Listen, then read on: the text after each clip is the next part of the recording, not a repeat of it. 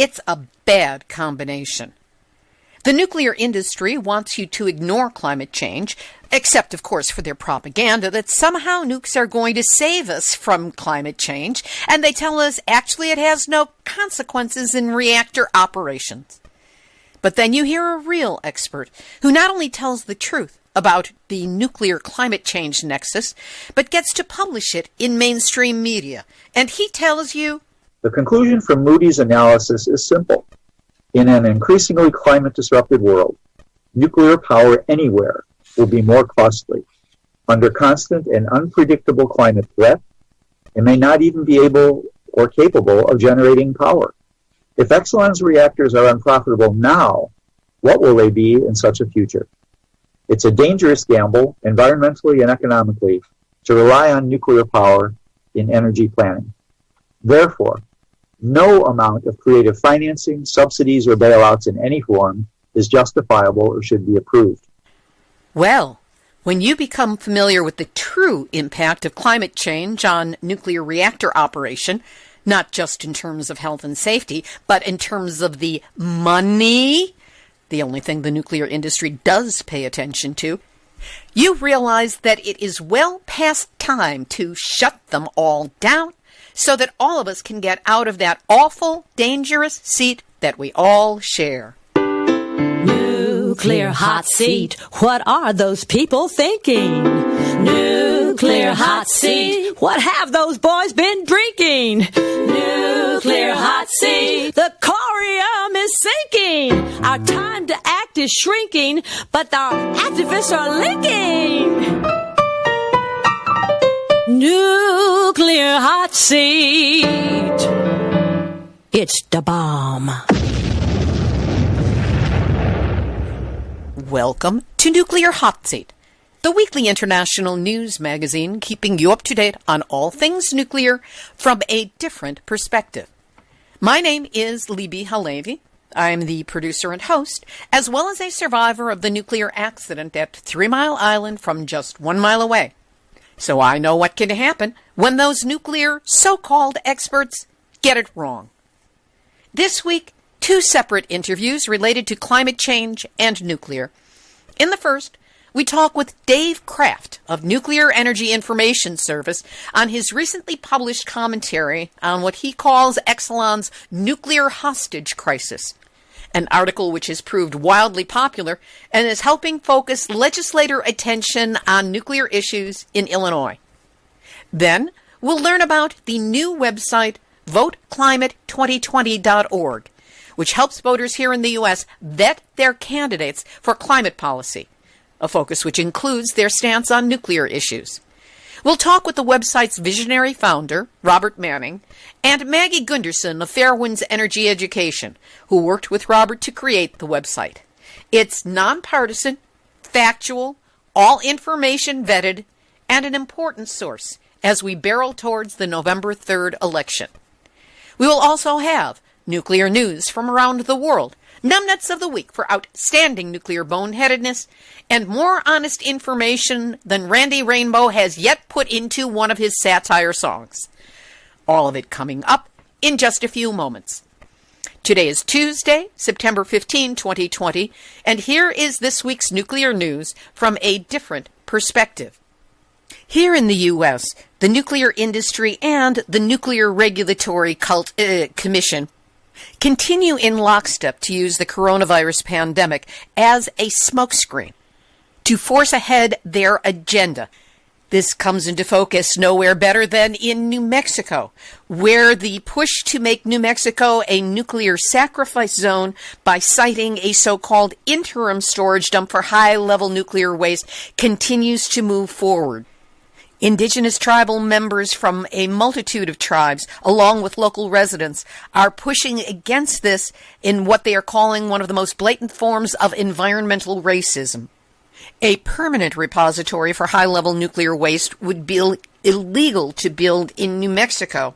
So the fiction that is Yucca Mountain as a permanent repository, something that will never be built and is just being kept alive, because it allows what is being proposed to be built in New Mexico to be called interim. The proposed canisters for storage are substandard for what they're being asked to do, which is hold on to the high-level nuclear waste for 40 years with the possibility of 2 extensions of 40 years, meaning 120 years, which means it's as good as permanent. At a recent panel discussion, Richard Moore, coordinator of the Albuquerque-based Los Jardins Institute, said, "Race, poverty, and the environment are increasingly recognized as interlocking issues. And environmental racism is, quote, the intentional targeting of communities of color and other communities for anything they, meaning wealthier communities, don't want in their neighborhoods. Children, the elderly, and women, especially women of color, are paying the highest price from pollution as a result of the increased work and health problems and economic devastation." While this poorly designed radioactive waste storage facility is being reviewed by the Nuclear Regulatory Commission, a call has gone out to stand with our indigenous sisters and brothers of New Mexico by sending a public comment of opposition to the irresponsible Holtec and Eddie Lee Energy Alliance Consolidated Interim Storage Facility, or CISF. That's the official name. We will link to that on our website, nuclearhotseat.com, under this episode, number 482, but ask that you act on this quickly because there's a deadline of September 22nd. You can use a boilerplate letter that is on the site and can add to it as you wish, as I did. Last Thursday, September 10, Representative Dinah Titus of Nevada led an effort with 35 of her House colleagues to call for a ban on explosive nuclear weapons testing in the finalized fiscal year 2021 National Defense Authorization Act. She said, "We must not provide foreign nations with justification to openly conduct nuclear test explosions while putting the health of the American people at risk." The Senate version of the NDAA makes at least $10 million available for the United States to conduct an explosive nuclear weapons test. No word as to whether they're talking about underground or, heaven help us, above ground, but either way, that is radiation released, and that is unacceptable. Well, there's good news and there's good news in Iowa. The derecho that slammed into Ohio on August 10 with hurricane-force winds damaged the Duane Arnold nuclear reactor near Cedar Rapids. The reactor had been scheduled to cease operations in the fall, and plant operators, rather than repairing the reactor, opted to shut it down instead. Now, in an article published by Joseph Mangano in the Des Moines Register, the epidemiologist from Radiation and Public Health states that nuclear power reactors create over 100 radioactive chemicals not found in nature, waste products that last hundreds and thousands of years, and much of this waste remains stored on sites like Duane Arnold as the 60-year search for a permanent storage location continues. And no, as I've said before, New Mexico is not it, and neither is Nevada. The main thrust of this article is Mangano's contention, backed up with vetted statistics, that the shutdown of Iowa's only nuclear power plant will mean less cancer, and most specifically less cancer among children who live in the area. In Ohio, lawmakers have filed bills to repeal the $60 million nuclear bailout bill, known as House Bill 6, soon after the arrest of former Speaker Larry Householder and others in July. But now these repeal bills have languished for more than a month, with signs that House leadership may be angling to defer or stop such efforts as Election Day draws near. There's an excellent article on this by Eye on Ohio, a nonprofit, nonpartisan Ohio Center for Journalism group in partnership with the nonprofit Energy News Network, and we will link to it on our website for this episode. From Japan, we learned that many Fukushima evacuees have died away from home. NHK, Japan's equivalent of public broadcasting, has learned that more than 2,600 people have died over the ensuing years after being evacuated from their hometowns, following the meltdowns at the Fukushima Daiichi nuclear power plant in March of 2011. About 10% of the original population had died as of August of this year, 9.5 years after the original accident.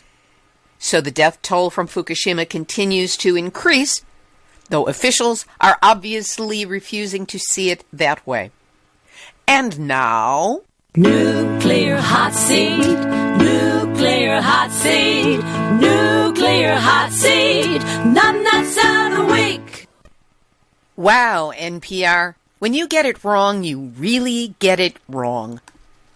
On September 8th, the national program All Things Considered did not consider all things when it ran a story entitled, How Two Towns That Host Fukushima Power Plant Recover After 2011 Nuclear Disaster. First of all, put that word recover in quotes. And did they actually listen to the people they interviewed? One of them on the show, who lived in Futaba, said, "No one can live here yet. There's no electricity, no water, no infrastructure." And then he talked about the wild boars that were roaming the streets and causing hazards. As for the other town, Okuma, NPR's All Things Considered gleefully reported that there's a lot of construction happening here. A beautiful new town hall and a planned community with dozens of identical one-story houses lining newly paved roads. And people are actually living here, too. How many people? As they report, Okuma used to have a population of over 11,000. Now there are less than, it should be fewer than, 200. And the interviewee admitted, there are only old people here.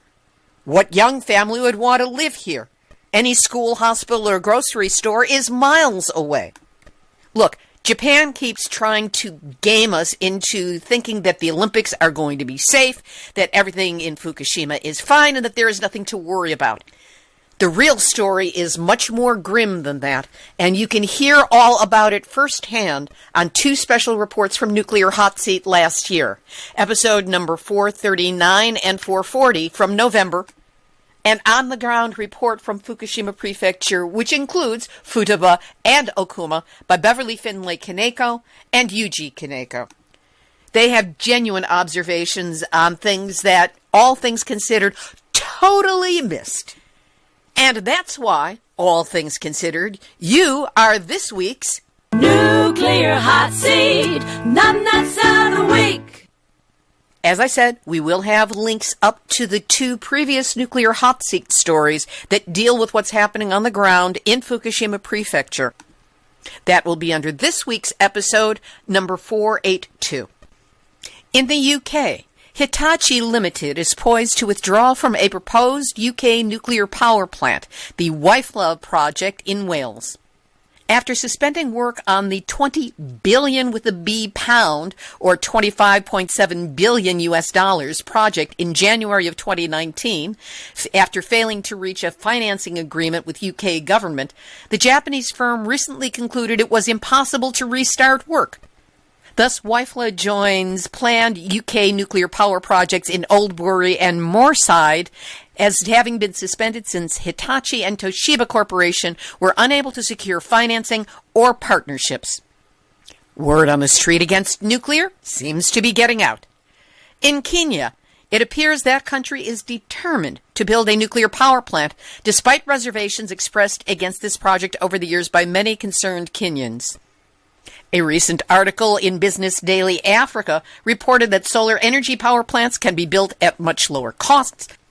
Operational costs for solar plants will be cheaper in terms of fuel, personnel, and plant maintenance cost. And, oh yeah, it doesn't leave behind deadly radioactive waste that is lethal to human life for tens of thousands of years.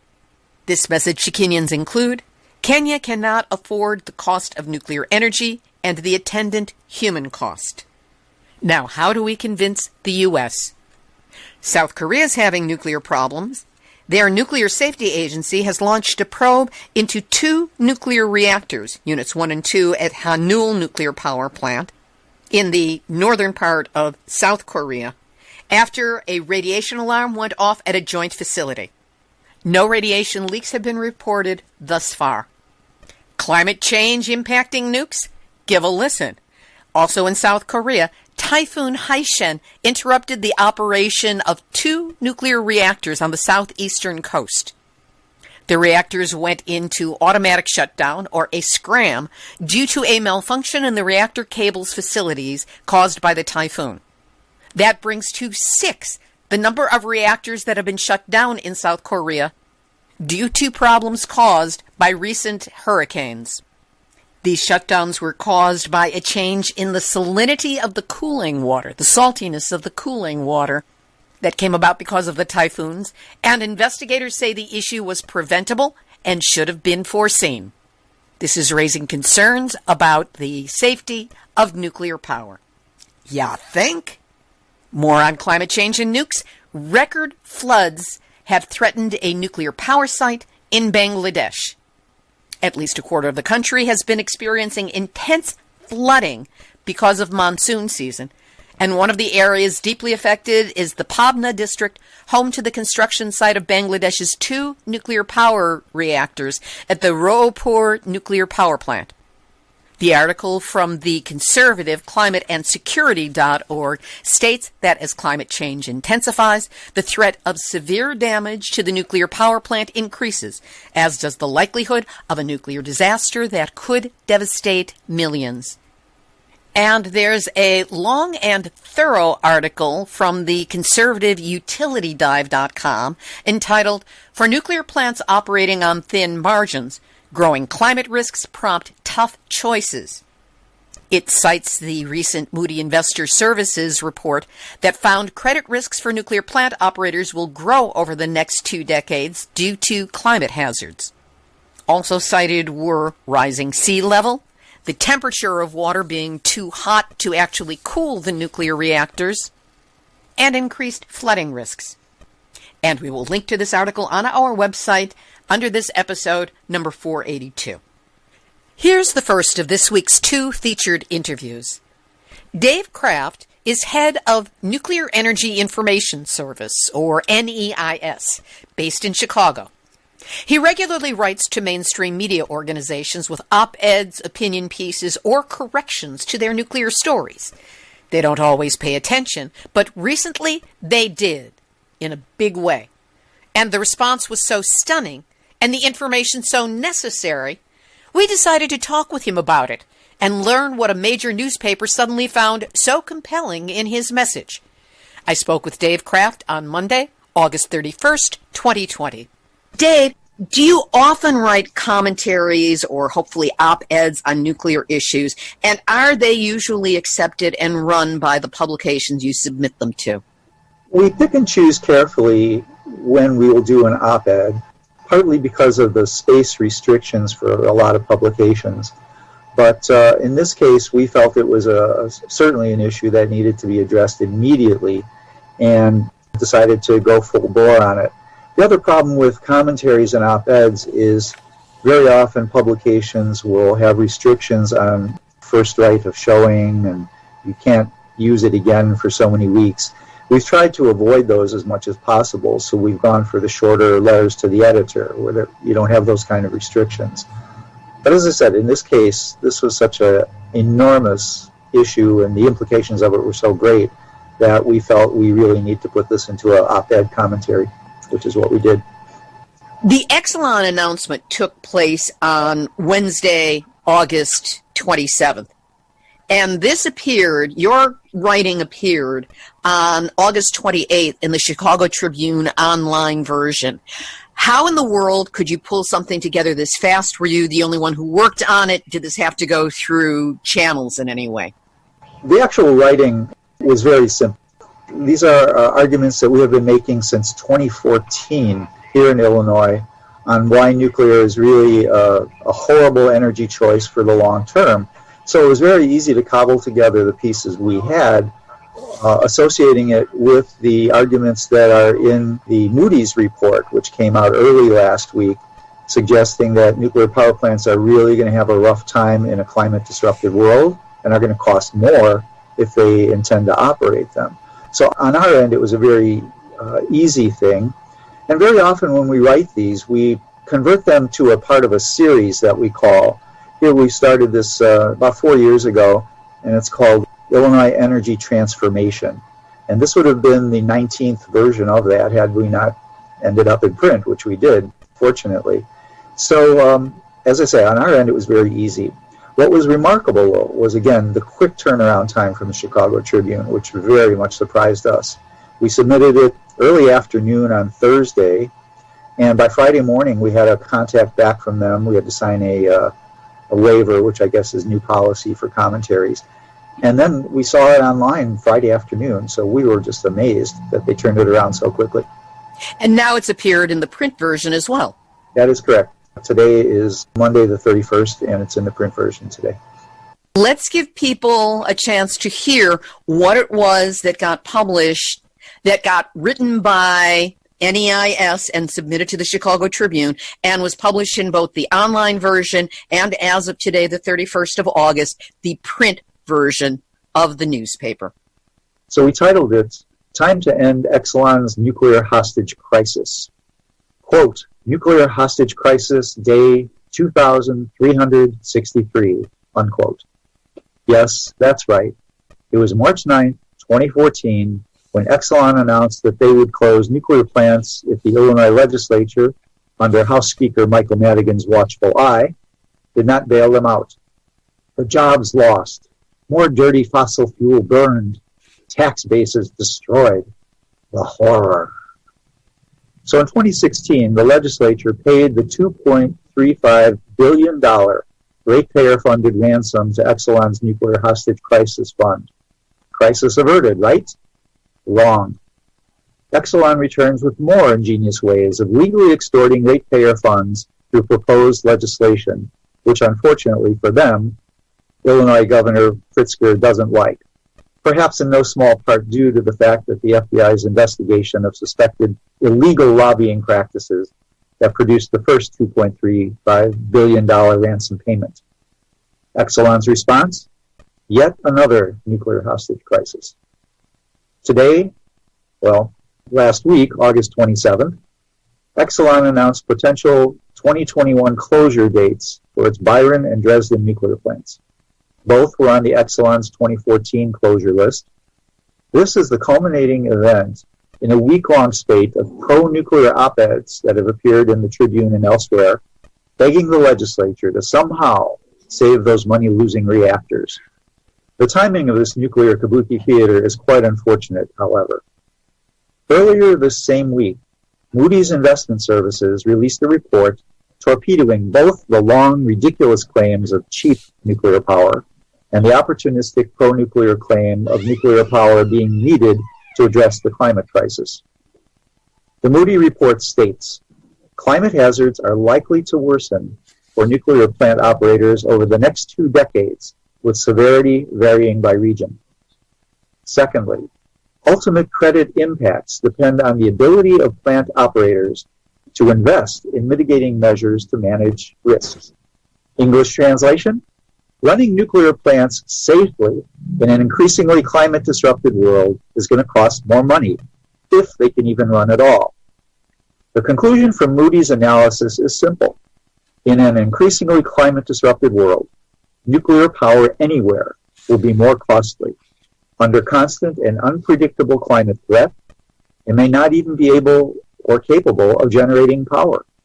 If Exelon's reactors are unprofitable now, what will they be in such a future? It's a dangerous gamble, environmentally and economically, to rely on nuclear power in energy planning. Therefore, no amount of creative financing, subsidies, or bailouts in any form is justifiable or should be approved. As if to prove the point, during this same week, 4 reactors in France faced reduced power or total shutdown because of the European heat wave, precisely when those plants were needed most. Exelon's nuclear reactors already experienced shutdowns or drastic power curtailments in the drought of 1988, losing or curtailing over 100 reactor days of operation between June and September due to low water levels and higher water temperatures in the rivers they depend on. And again during the droughts of 2005, 2006, and 2012. The reactors were unavailable when needed most to meet the severe power demands during those heat waves, which were climate disruption light.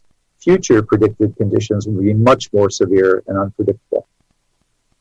While concerns over job and tax-based loss are legitimate and serious, these should not become hostage bargaining chips. When the nuclear hostage crisis first began, NEIS argued to the legislature then, as now, that it is the reactor communities that need the bailing out, not profitable Exelon. We argued for proactive creation of just transition funds to meet the inevitable day when reactors would close for whatever reason. This idea was opposed by Exelon and not acted upon by the legislature. It does appear in the proposed Clean Energy Jobs Act. A much better future for our children would be one that is both carbon-free and radioactive waste-free. To create a truly low-carbon and less polluting energy future, put those funds gambled on nuclear directly into renewables, efficiency, and energy storage up front instead, eliminating nuclear's unpredictable risks and perpetual bailouts. This will provide the added benefits of not only being lower carbon, but also generating power without creating long-lived, dangerous, and costly to dispose of high-level radioactive wastes. You can't create an energy future by bailing out the past. It's time to end Exelon's nuclear hostage crises. Those are 650 extremely powerful words that you have. What kind of response have you gotten to it at this point? It's been pretty extraordinary. We've had comments, positive comments, totally, from all over the state. Members and groups, organizations that we are colleagues with, downstate, upstate, have sent us very, very warm congratulatory remarks saying it's finally someone is saying it. Now, I can't verify this, but I heard this last week. Currently in Illinois, Governor Pritzker has formed energy working groups to study this and many other energy-related issues to put together legislation for the fall veto session. Now, this is the part I can't verify, but it's amusing if it's true. The head of the working group was Deputy Governor Christian Mitchell. Apparently, somewhere in some comment at one of these meetings referred to the nuclear hostage crisis. Now, we had written about this many years ago, and we've sent it out to legislators and state officials since, so I can't say that we are the cause of that. But the very important point is that that is now the perception, that everybody is getting it, that we have been taken for a ride for decades by Exelon, by ComEd of whom has been indicted by FBI investigations. The Speaker of the House, Michael Madigan, is under investigation. This has been the way energy legislation was crafted before. So for folks to get it, that this has just been one big nuclear hostage crisis where Exelon can threaten closing reactors and taking jobs away, and now people are saying, wait a minute, we don't want to play that game anymore. To us, that's real progress. That is really progress. Dave Kraft, the head of Nuclear Energy Information Service, or NEIS, based in Chicago. You can learn more and read the Chicago Tribune article at their website, neis.org. We'll have this week's second featured interview in just a moment, but first, there are so many issues, and they're all begging for our attention and involvement these days. You know the list: COVID, the election, global warming influence, wildfires, ice melt, extreme weather events, international warmongering, on and on. I'm sure you've got your own personal list. It demands your attention, pulls at your heart and soul, and I know it's hard to know where to put your attention. Unfortunately, nuclear is rarely at the top of that list. Yet, even if we defeat COVID, improve the financial well-being and health of the populace, even reverse climate change, the problem of the nuclear fuel cycle and the radioactivity it has already released will remain, as you'll learn more about during today's featured interview. That's why you need Nuclear Hotseat. We don't get distracted. We look at the nuclear aspect of our world every week in depth. Nuclear Hotseat is the only podcast that you can count on to report the ongoing, evolving nuclear truth that the industry would rather we not hear about, let alone understand. But financially, COVID has hit us hard, which makes your help to keep the show going more important than ever. That's why the time would be right now to support us with a donation. Just go to nuclearhotseat.com and click on the big red donate button to help us with a donation of any size. And that same red button is now where you can set up a monthly $5. Please do what you can now. And know that however much you can help, I'm deeply grateful that you're listening and that you care. Now, here is this week's second featured interview. The whole world must know by now that the United States is in an election year that is heated, to say the least. While many voters have already made up their minds about who to vote for on all levels of the election cycle, if they're not including a consideration of climate change policy in their candidates, they are not getting a complete picture by which to judge the person. There is now a nonpartisan website put together by two veterans of the anti-nuclear movement, one a literal veteran of our military, and it's a site where anyone who's concerned about climate issues can check out your candidate before finalizing who you're going to vote for. Robert Manning served 28 years as a California firefighter, of which the last 15 were as fire captain. He's a lifetime member of Veterans for Peace, engaging in anti-war activism since the first Gulf War in 1991. And he has worked with Dr. Daniel Ellsberg of the Pentagon Papers and the Sonoma County Peace and Justice Center during the war in Iraq. Since the 1960s, when atmospheric nuclear weapons testing began, and as an active member of the Unity Foundation for the past 12 years, Robert has assisted in creating events that promoted peace, nonviolence, and understanding of different cultures.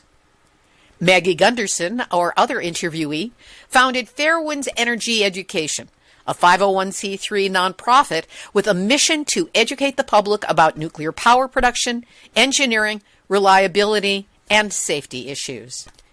We spoke on Saturday, September 12, 2020. Robert Manning and Maggie Gundersen, great to have you with us again on Nuclear Hot Seat. Thank you. Great to be here. Thank you.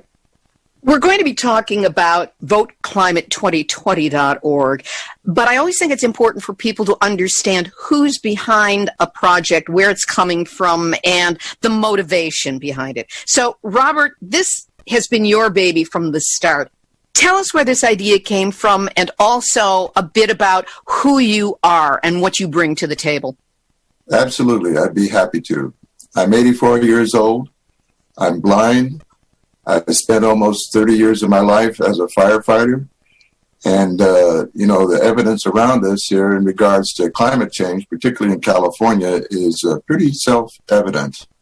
I don't think too many people need to be convinced here in California, and probably in the South and Florida also, in regards to hurricanes. So in regards to what inspired me was at the time when I read about an 11-year-old girl who sat in front of the Swedish parliament every day with a sign, "Stop Climate Change."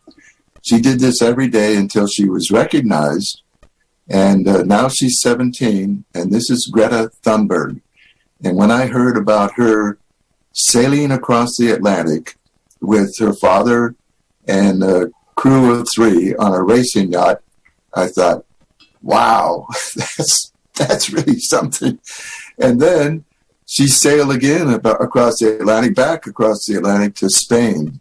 Her father was still with her as a guardian and support and all of that. And I was thinking to myself, because I'm a father, I've got children and grandchildren, and I thought, what is she going to do next? Because I'm going to still be supporting her, but I'm afraid of what she's going to do next. So that was my inspiration, and I have not been sorry for it. It has created it, so I'm dedicating the rest of my life, and doing whatever I can to stop climate change from getting any worse than it is. Maggie, how did you get involved with voteclimate2020.org? I am a nuclear whistleblower and the founder of Fairewinds Energy Education nonprofit. And Fairewinds' mission is to analyze risks of nuclear power plants like Fukushima, 3 Mile Island, and operating nuclear plants, waste sites, and production facilities. Robert and I met and became colleagues due to his background in disaster management. When post-Fukushima, I was researching nuclear power and mass fatality events. Right now, we're experiencing one of those climate crisis-induced events with wildfires in California, Oregon, and Washington. And we know how bad those fires are. There is no place in the world that a nuclear power site, its host community, or the region it's in can handle a nuclear mass event like this that climate crisis can do. What is VoteClimate2020.org, and what is the thinking behind it? Kind of another part that inspired me is in regards to what the oil and gas industry is doing right now. Today, what they're doing is business as usual. They're drilling for oil. In fact, President Trump recently signed an executive order in regards to drilling more in the Arctic. And in addition to that, they're fracking, drilling and putting in pipelines. And this is throughout the world. It's not just the United States. So that, to me, is absolutely insane in regards to the direction that things are going. So in regards to the website itself, it took 9 months of research by myself and some other people. I didn't do this alone. It's not me, it's we. And in regards to doing research on existing videos that were informational type videos and also music videos, and creating things on our own in regards to testimonials, speak out testimonials, and creating skits. So it's a mixture of infotainment in regards to where citizens can go throughout the world, in fact, not just the United States, in regards to learning about climate change, becoming more informed, and translating that into voting, whatever in the United States that happens to be November 3rd, but other places in the world when an election comes up in regards to being a more informed citizenry. So that's get out the vote and learn more about where your vote should go in regards to the environment. And we're going to be doing more here at the beginning of October, and I'll outline that later. Maggie, can you add to what is hoped to be achieved by having the site and how people can work with it? It's to really help our legislators and the voters know what's happening, what's going on in the country, and how will these people we want to elect, our senators, our congressmen, will they represent and recognize that we are facing a real climate crisis across the entire country, and making sure that our governors and senators and congressmen take that as a first priority. And we can publicize that. On the site, we will be telling what that level of voting is about. And then on top of that, the site is also giving information on each of these issues. So if someone says, well, I don't really understand how the wildfires are climate crisis, or how this nuke plant can be endangered by floods and fires or warm water, that information is going to be on the site. And as Robert said, it's set up as easy to look at videos and people's discussions and testimonies about the importance of environmental justice and protecting ourselves against the climate crisis. I know that especially here in the United States right now, there's extreme polarization between the two major parties, Republicans and Democrats. What do you say to those people who might think of this site and go, oh, well, you're in one camp or the other? If they go to the website, there is a series of playlists, 7 different categories.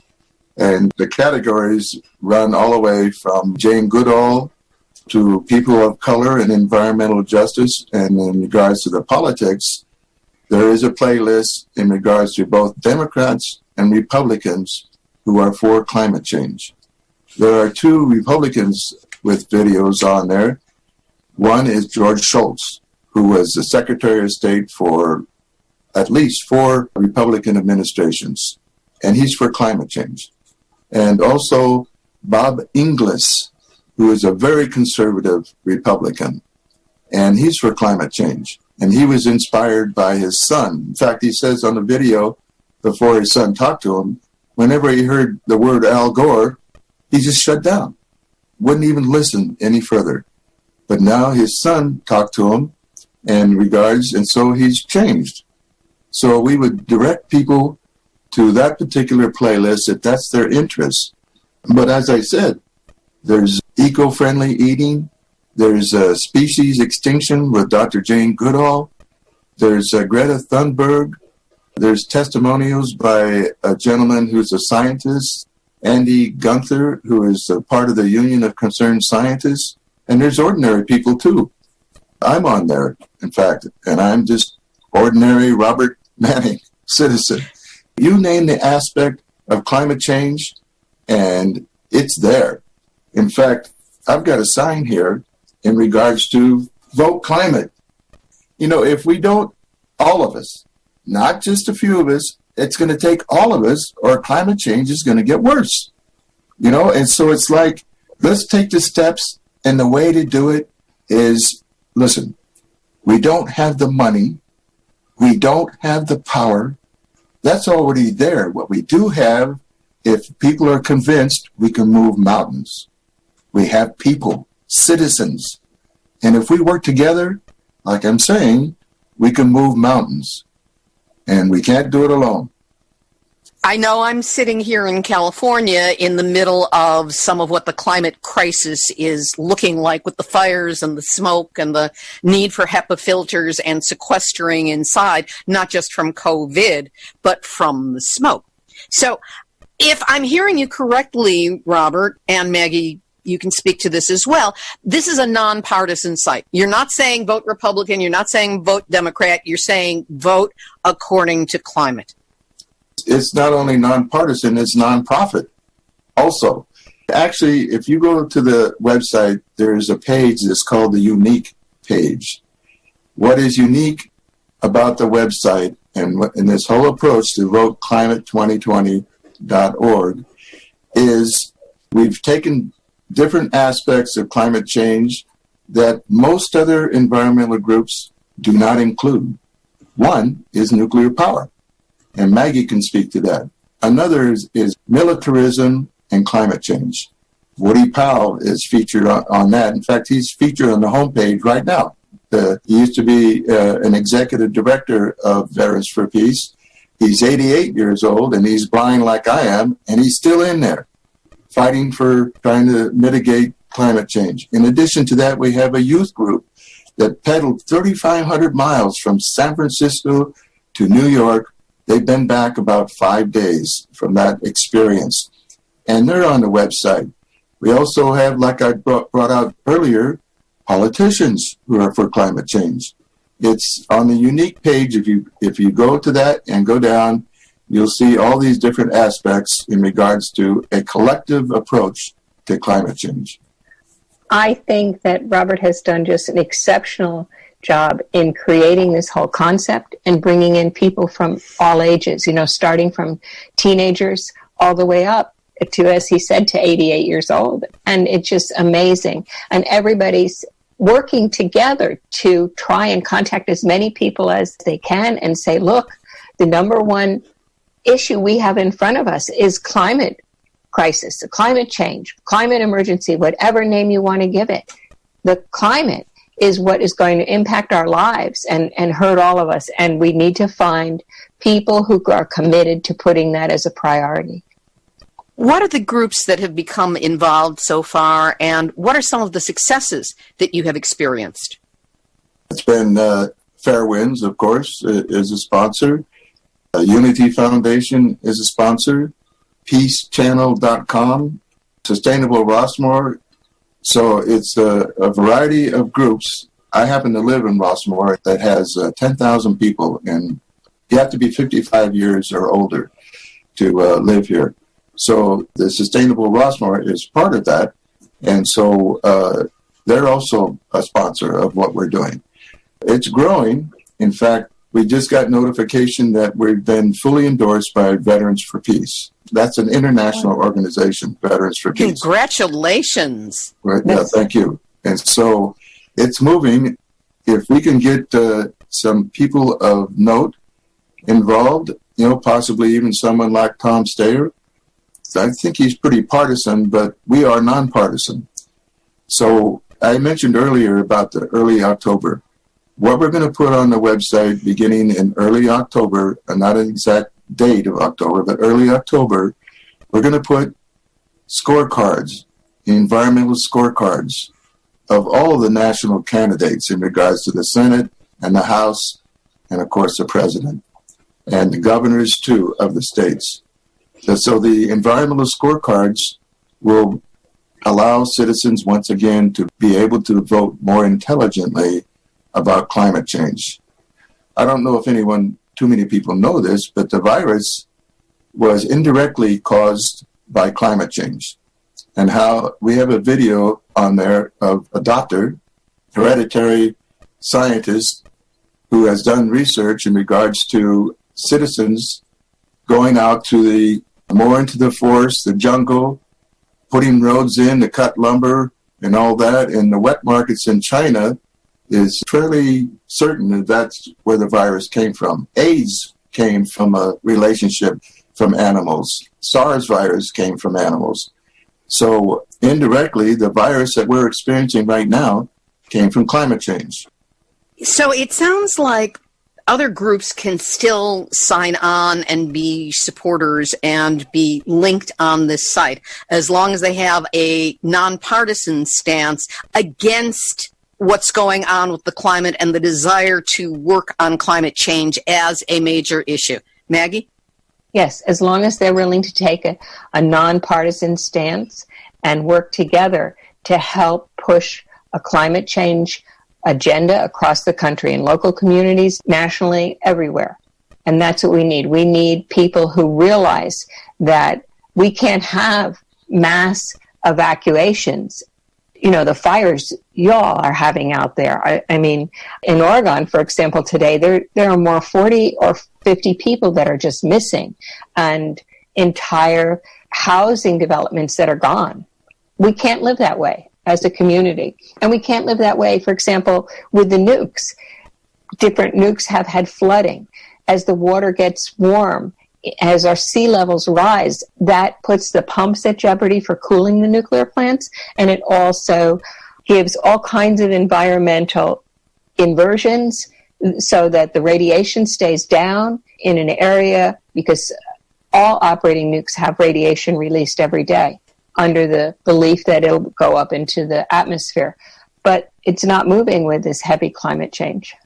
That's also something that's been under discussion here on the West Coast, because we got hit pretty heavily with radiation from Fukushima, which became part of the ecosystem. It was in the water, it got in the soil, it got picked up by the plants, and now many of these plants that have taken up the radioactivity are burning and re-releasing that into the environment. And I have heard from a few of my sources that they are starting to get elevated radiation readings. Maybe it's not a huge spike yet, but the numbers are going up. So it's all connected, all of the different environmental issues.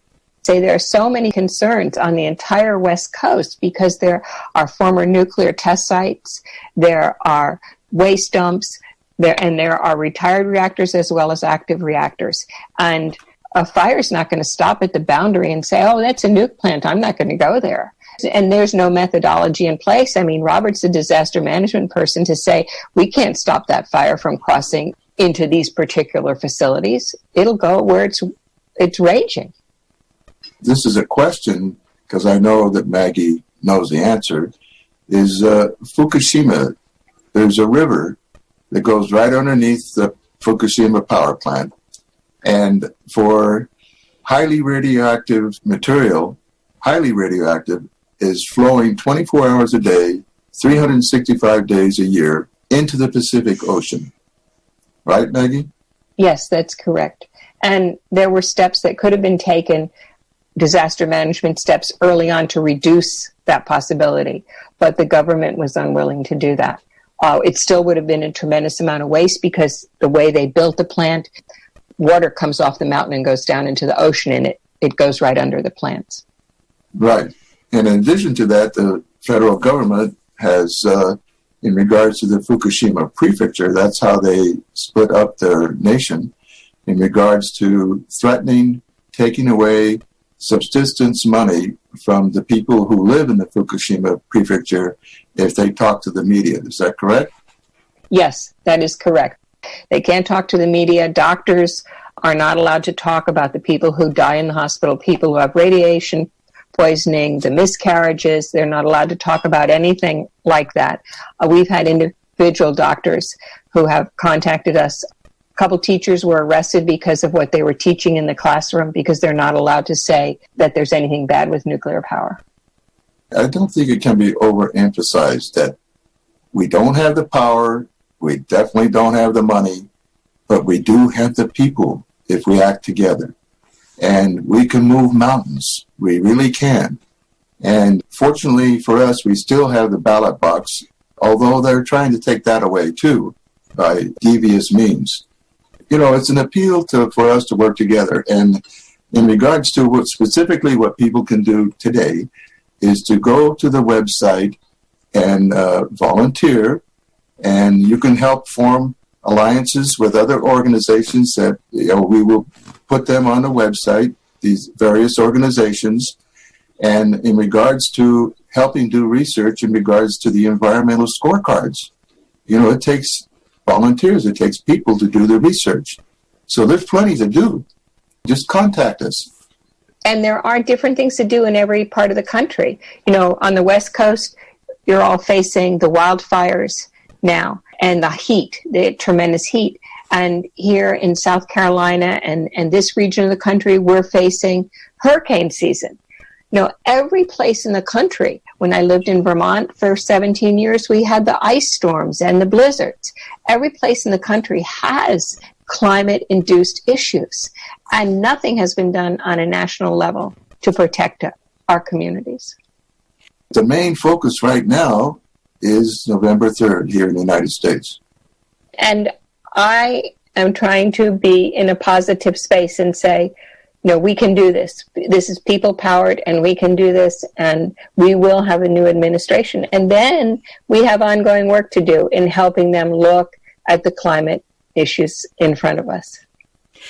For the listeners who want to check out this website, follow some of the links, watch some of the videos, and find other ways to get involved, the website is voteclimate2020.org. The website is very complete and multifaceted, and if they particularly go to the unique page, they'll be able to see very clearly. Volunteer, join us.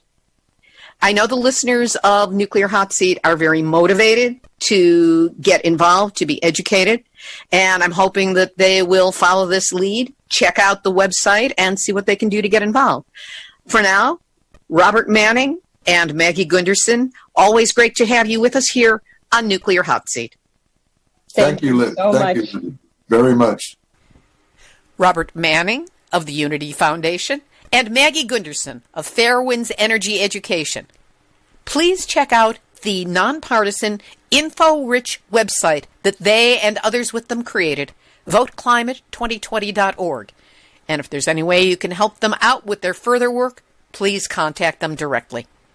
Activist, shout out.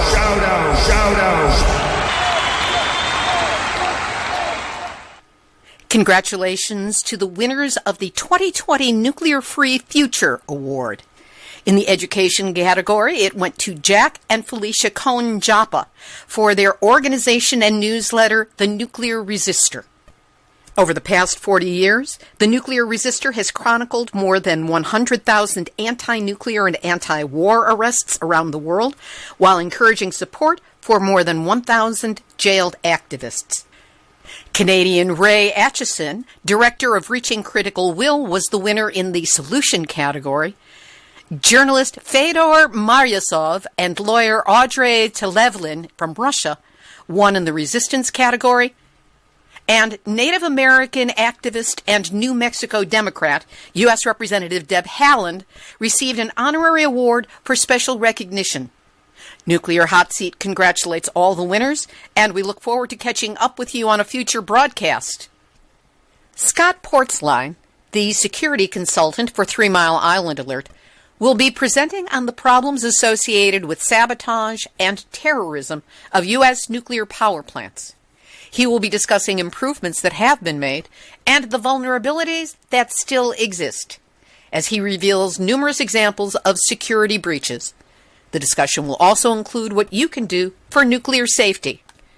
It's going to be on Monday, September 28 at 8 o'clock p.m. Eastern Time, and we will have a link to the Zoom meeting where you can sign up on our website, nuclearhotseat.com, under this episode, number 482. This has been Nuclear Hot Seat for Tuesday, September 15, 2020. Material for this show has been researched and compiled from nuclear-news.net, deunrenard.wordpress.com, Beyond Nuclear International, the International Campaign for the Abolition of Nuclear Weapons, or ICAN, Halt Holtec, GallupSun.com, nmpoliticalreport.com, 8newsnow.com, DesMoinesRegister.com, IOnOhio.com, nhk.or.jp, npr.org, 311miruka.jp, businessdailyafrica.com, world.kbs.co.kr, koreaherald.com, hani.co.kr, climateandsecurity.org, utilitydive.com, and the ever-co-opted Nuclear Regulatory Commission. Hey, I'm in need of some help with the show. Anything from helping to post each week's program on social media, to pulling audio from online existing videos, to helping get the show up to speed on video, to the possibility of producing your own online report on nuclear issues of importance to you. If you have as little as an hour or two a week, you could be a really big help to us. Just send an email to info@nuclearhotseat.com and we'll get you started. And if you're a broadcast or communications student looking for an internship, let's see if we can get you some real-world experience and a great credit for your resume. I write terrific letters of recommendation. So let me know. I'll get in touch with the school, and let's see what we can work out. Again, the email is info@nuclearhotseat.com. Now, if you'd like to make certain that you never miss a single episode of Nuclear Hot Seat, it's very easy to do. You can go to nuclearhotseat.com, scroll down to the yellow opt-in box, fill in your first name and email address, and bam, you will get the show delivered to your email every week as soon as it posts. First on your block to get the nuclear news. Or you can just look for us on any of the popular podcasting sites and get a subscription that way. Now, if you have a story lead, a hot tip, or a suggestion of someone to interview, send that email. Again, same email address, info@nuclearhotseat.com. We'll take a look at it and see what we can do to get it on the schedule. And if you appreciate weekly verifiable news updates about nuclear issues around the world, take a moment to go to nuclearhotseat.com, look for that big red button, and whatever you can do to help once you click that button will be really appreciated. This episode of Nuclear Hot Seat is copyright 2020, Libby Halevi and Hardistry Communications. All rights reserved, but fair use allowed, as long as proper attribution is provided.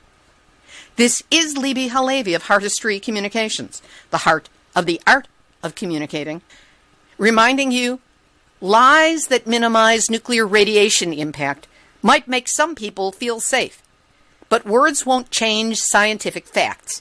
They just keep you in danger that you cannot ever escape. There you go. That has been your nuclear wake-up call. So don't go back to sleep, because we are all in the nuclear hot seat. Nuclear hot seat. What are those people thinking? Nuclear hot seat. What have those boys been drinking? Nuclear hot seat. The corium is sinking. Our time to act is shrinking, but our activists are linking. Nuclear hot seat. It's the bomb.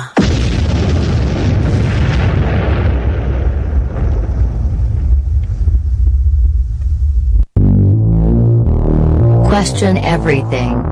Intelligent radio for intelligent people. UCY.tv.